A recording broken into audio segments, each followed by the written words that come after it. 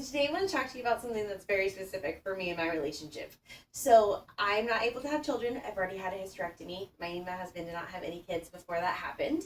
And something that I personally have always really dreamed about when I envisioned myself having kids was like the matching aspect of it. I always kind of daydreamed about the idea of having a little one that I got to match with. And that has no longer happened. And so something that I want to point out that has been really cool that my husband has done for me is he's put himself a little bit in his discomfort zone and been willing to match with me in subtle ways. And so one of the best ways that we've been able to do that is with shoes. So we just recently got a new pair of Jordans. He got his pair that is very much his style, similar colors, and then I got ones that worked for me that I really like. And so today when we went on a date today, we got to wear those. I'll insert some photos here.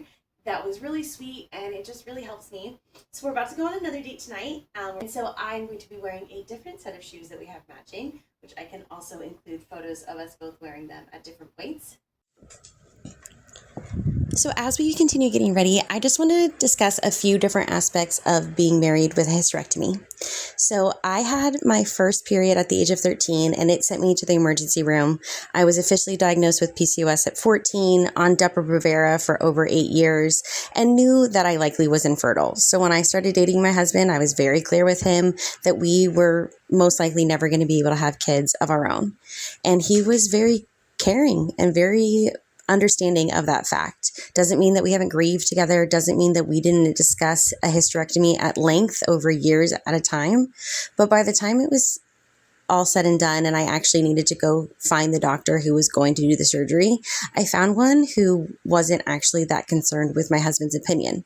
He was there, he advocated for me, of course, in that appointment, but she ultimately listened to me and what I needed and what I wanted.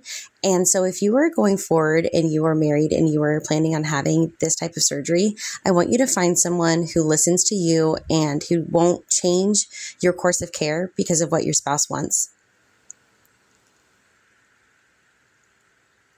It's been hard to figure out what I grieved early on as a kid, realizing that I probably wasn't going to be able to have children of my own. And now being willing to advocate for myself for some of the things that I really do miss or idealize about it. It's also been really great being able to be an aunt and uncle to so many wonderful kids in my life. That really helps.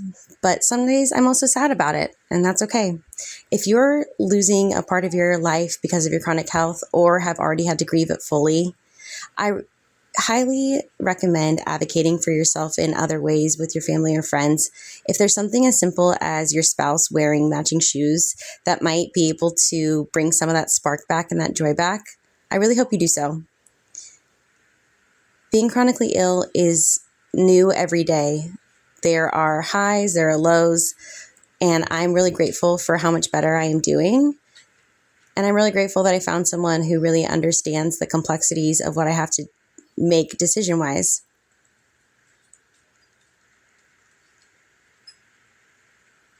If you have any questions about chronic health, hysterectomies, or any of the other things that I've gone through over my 35 plus surgeries, reach out. I'm always here to advocate and to help you do that best for yourself too. Remember to find joy where you can.